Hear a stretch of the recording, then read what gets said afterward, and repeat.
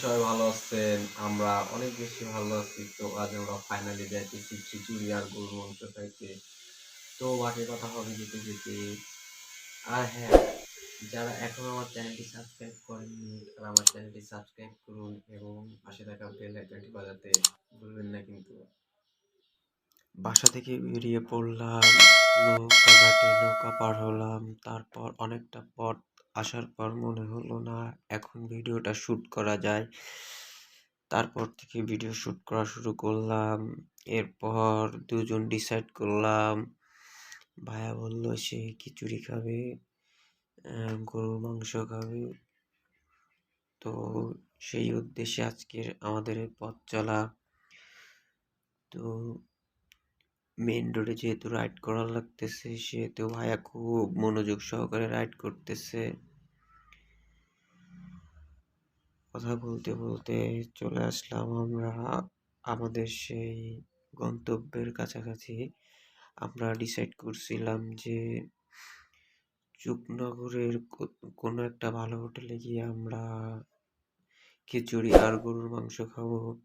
তো আমরা ফাইনালি চুকনগর চলে আসছি। আজকে আর রোডঘাটের বেশি একটা শ্যুট করা হয়নি। তো দেখা যাক কোথায় যে আমরা আজকের খিচুড়ি আর গরুর মাংসটা খাই।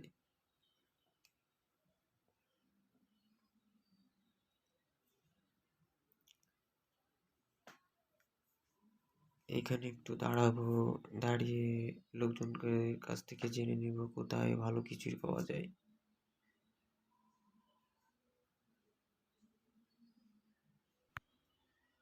চুকনগর বাজারে পৌঁছানোর পর ভাইয়া বলল যে এইখানে নাকি ভালো একটা হোটেল আছে।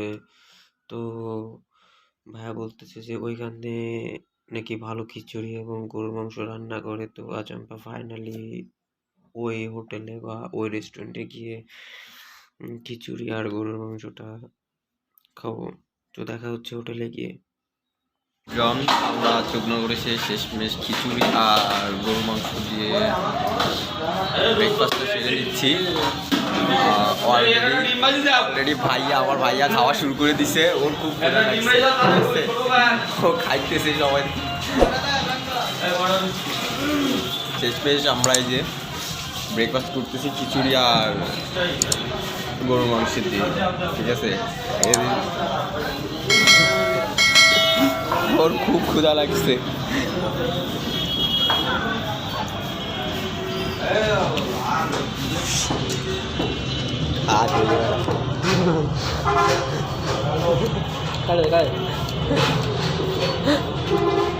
হ্যালো এভরিওয়ান, খাওয়া দাওয়া শেষে আমরা বাসায় চলে আসছিলাম।